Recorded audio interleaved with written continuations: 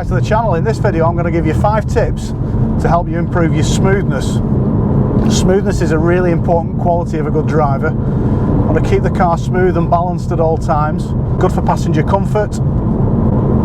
It's mechanically sympathetic to the car, so you spend a lot of money on your car. The smoother you can be with the car's controls, the less quickly you wear out things like tyres, brake pads, clutch, things like that. And when you press it on a little bit, it's really important to keep the car smooth and balanced.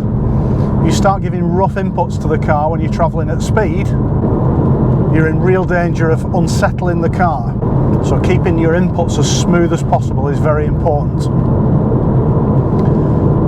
So the 5 tips for improving your smoothness are progressive and consistent on the gas, 3-phase braking, pendulum steering, good long observations,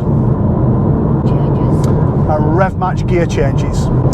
So the first tip to improve your smoothness is to be progressive and consistent on the gas pedal. So a couple of issues with the way that some people use the gas pedal. First is they're a bit harsh when they're accelerating, they're a bit stompy on the gas pedal. They tend to use all the gas pedal's movement. Actually, even when you're accelerating nice and firmly, you can start progressively and then build that acceleration up. You don't always need to be flat out on the gas pedal.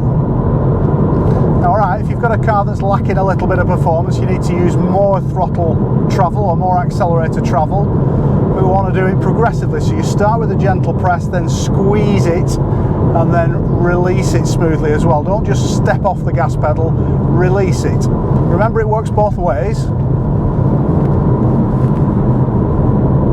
Anyone who's ever done any firearms training knows that you don't pull the trigger, you squeeze it. And it's the same thing with the gas pedal, nice and smooth. Now, the consistent bit, this is a really common fault with a lot of drivers, and it's a fault that most people don't spot in their own driving. And that is that they tend to be on and off the gas a little bit all the time when they're driving. Just on and off. You see me doing that very gently with my right foot. I'm maybe exaggerating a little bit, but I'm sure you've all sat next to somebody who on the motorway in a high gear, when they're trying to maintain a normal speed, they're just on and off the gas pedal all the time. It's a little bit like these people who constantly feel they need to make steering adjustments in the car, but they do it with the gas pedal. If you're one of those people, you'll not notice it yourself. You need to have it pointed out to you. But next time you're on a longer run and you're trying to keep a consistent speed, just have a look at what you're doing with the gas pedal. It's a very common issue to see people just going on and off the gas pedal constantly during the journey without even realising they're doing it.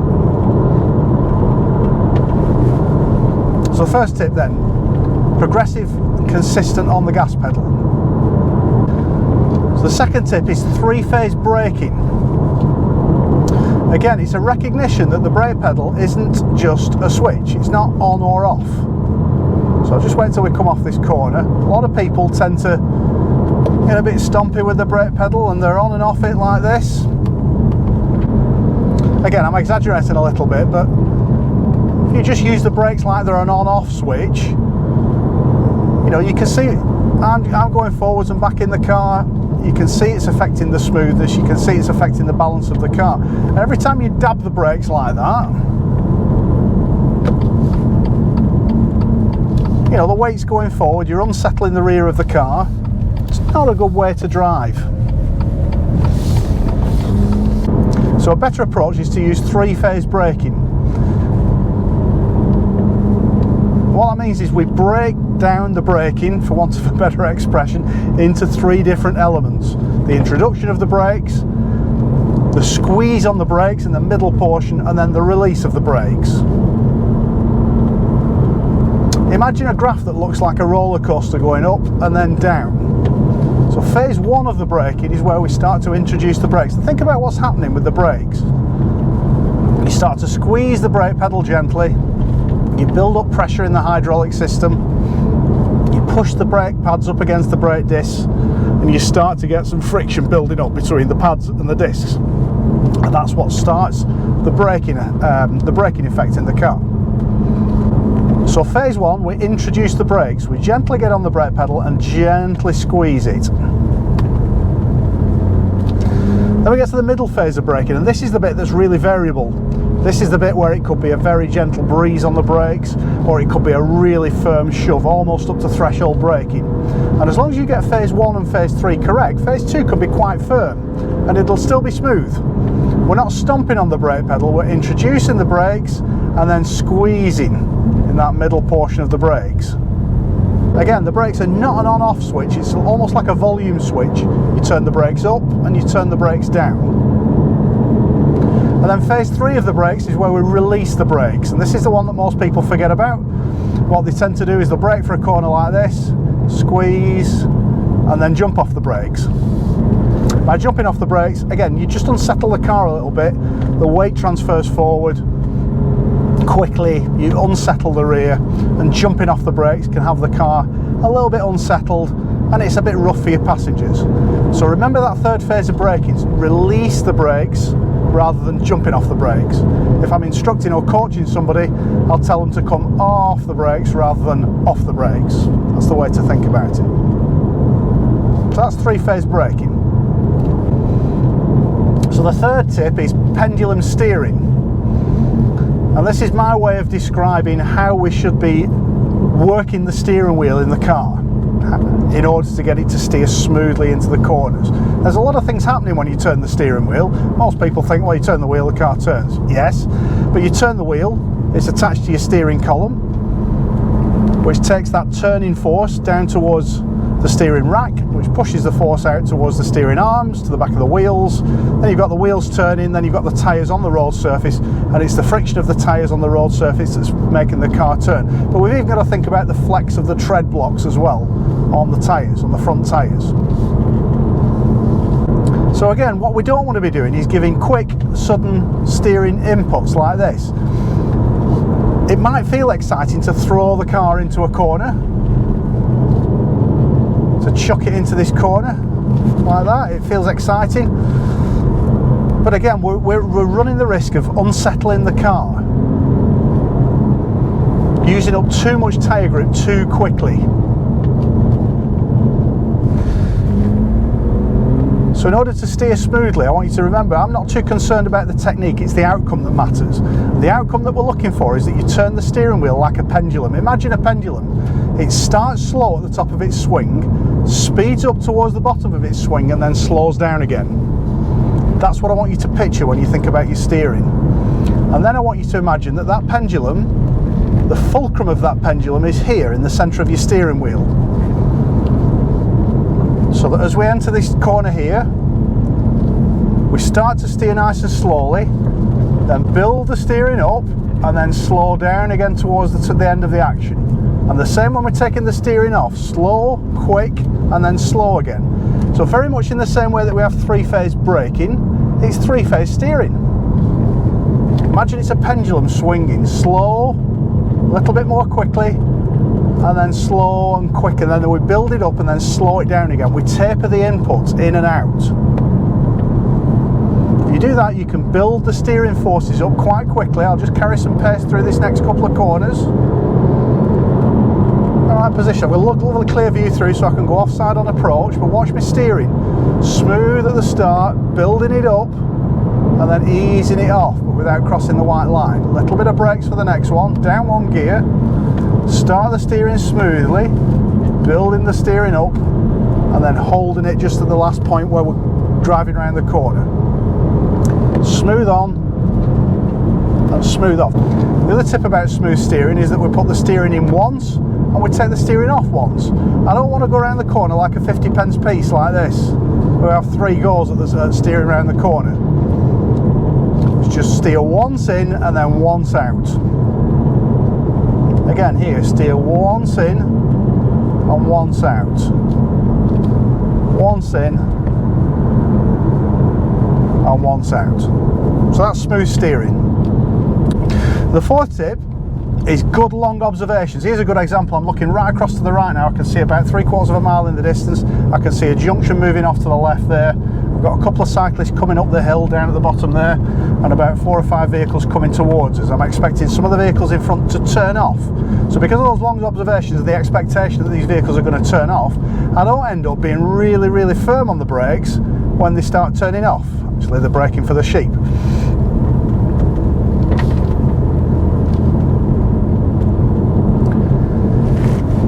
So if you get your observations in the far distance, you are much less likely to be caught by surprise by anything. A big part of advanced driving and better driving is eliminating that element of surprise. It's stopping yourself being caught out by surprise. Stopping yourself from being reliant on your reactions. If you rely on your reactions, at some point you'll get it wrong. But if you maintain really good long observations, I'm looking across to the right now through the bend all the way through, and I'm looking ahead of these vehicles to see if there's anything that's going to force them to slow down or move out, or you know, even whether there's an opportunity for me to overtake them. And by looking all the way down to the bottom of the hill there, I'm making my plans well in advance. I can see those cyclists that I clocked earlier on, they're ahead of us now. So I know that this train of vehicles is going to slow down. They're actually turning right off the main road, those cyclists. But I'm not getting caught out by surprise when all of a sudden all the brake lights come on the cars in front. Now that allows me to have a smoother approach. I'm not getting caught out by surprise by anything that's happening in front of me. And I'm not relying on my reactions. And the fifth one, I'm going to cheat a bit in this car because the car does it for me, but really nice if you can learn to match revs when you're changing gear, if you're in a manual car. So by matching revs, what I mean is if you're changing to a lower gear, the car's going to need more revs, and if you just change gear in a manual, release the clutch, don't do anything to match the revs, then it's the momentum of the car that brings the engine revs back up again, and that introduces a shunt into the car. Now I've done a video on rev matching, I've done a video on how to smooth your gear changes out. I'll put a link in the description below, go and have a look at that. It explains it in a lot more detail. In this car, it does it for me. It really nicely matches the revs, both up and down the gearbox. If you want to smooth your gear changes out a bit more as well in a manual, slow them down a little bit.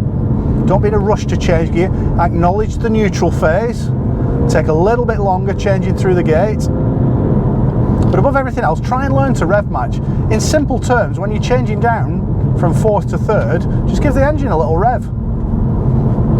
You'll find that it starts to really smooth those gear changes out.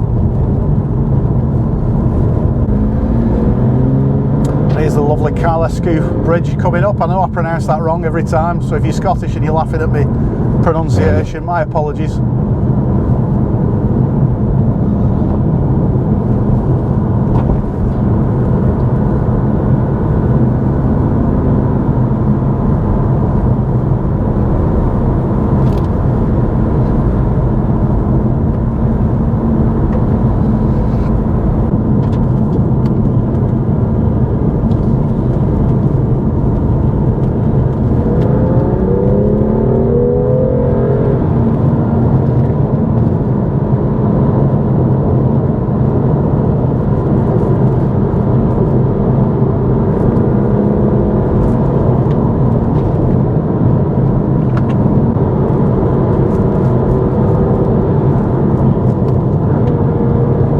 Sorry, I was enjoying myself a little bit too much then.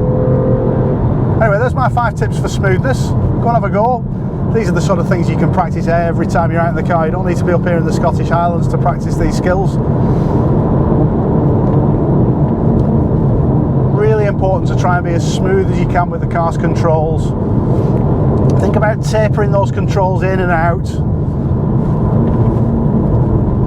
and you'll find that your smoothness improves really quickly. For an opportunity on a lumbering camper van.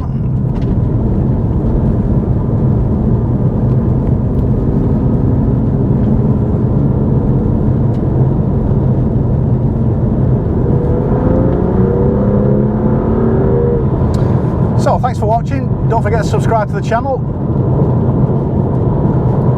Go and have a look at the website, reglocal.com. There's loads more information there about advanced performance driving and riding. And drop us an email if you want to have a day's driver coaching or motorcycle coaching. I'll tell you how we can arrange that. For now, thanks very much for watching, and we'll see you next time.